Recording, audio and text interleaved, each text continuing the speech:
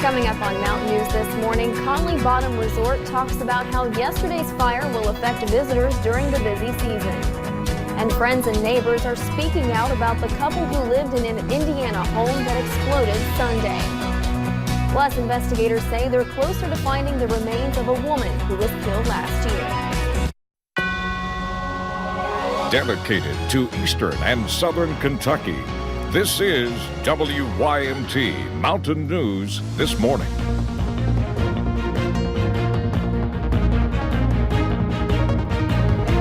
Good morning, I'm Taylor Upchurch. Today is Tuesday, May 21st.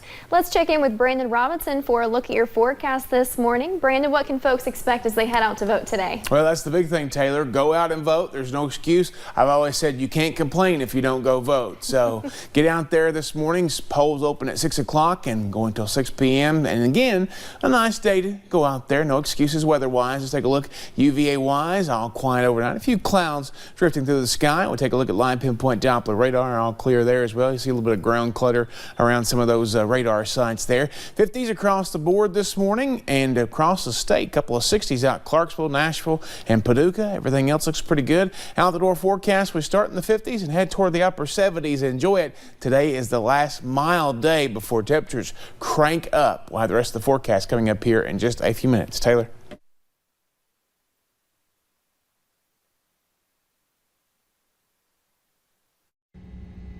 Tornadoes swept over the southern plains Monday. And it's moving fast. More than a dozen were spotted, though most hit sparsely populated areas. Anybody on the west side of Mangum, in Mangum, you need to just take shelter. This is a large tornado. In southwest Oklahoma, one twister damaged nearly a dozen structures in Mangum, including a 112-year-old home. We've seen it just right over there about round where the softball field is, which is not very far. Brenda and Dale Rogers rode out the storm in their laundry room with their 7-year-old Chihuahua. Finally, my husband says, we're going to have to go somewhere. North of Oklahoma City, a tornado destroyed Coy Harmon's home. Devastated. I mean, you just couldn't believe that you left it a half hour earlier and it was all there. Overnight, the severe storm overwhelmed low-lying areas throughout Oklahoma. Several people needed to be rescued from the flooding.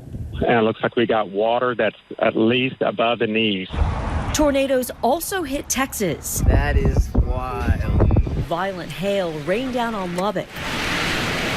And a tornado knocked over power lines in Pittsburgh, Kansas, and took out at least one structure. Courtney Zabowski, CBS News, Oklahoma City. Missouri and northern Arkansas are expected to get hit with severe thunderstorms today. And a popular Lake Cumberland marina says they'll still open for Memorial Day weekend. That's after a major fire yesterday morning. Flames destroyed the store, restaurant, gas station, and several boats at the Conley Bottom Marina. The fire started at roughly 2 on Monday morning. Viewers sent us video of the fire burning through the marina. Employees say they'll figure out a way to open on time. We're very fortunate. We didn't lose any rental boats or any private boats.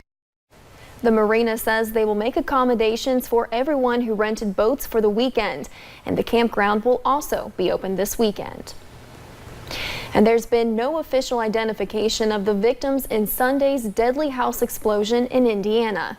But friends and neighbors are speaking out about the couple who lived in the home.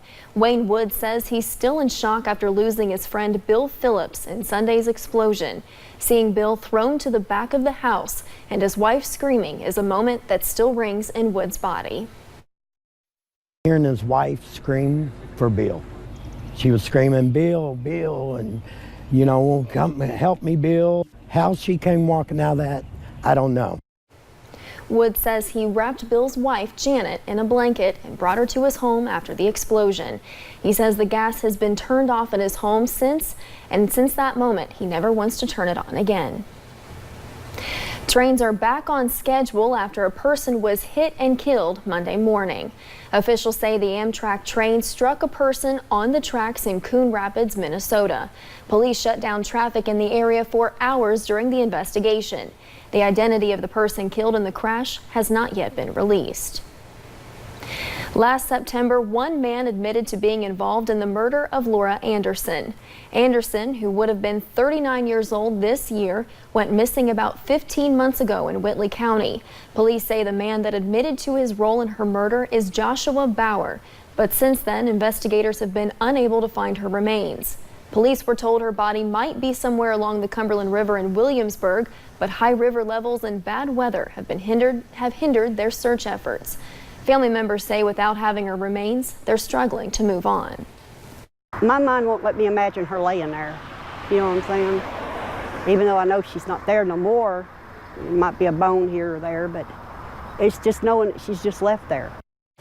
With warmer weather and relatively lower rain chances, police are optimistic they'll be back out along the river within the next 2 weeks, using water sonar and cadaver dogs to find Anderson's remains. Thanks for getting your day started with us here on Mountain News this morning. The first named storm of the 2019 Atlantic hurricane season is here, over a week early. This is it. Today is our last mild day before we really crank up the heat and humidity. I'll break down the forecast in about 3 minutes.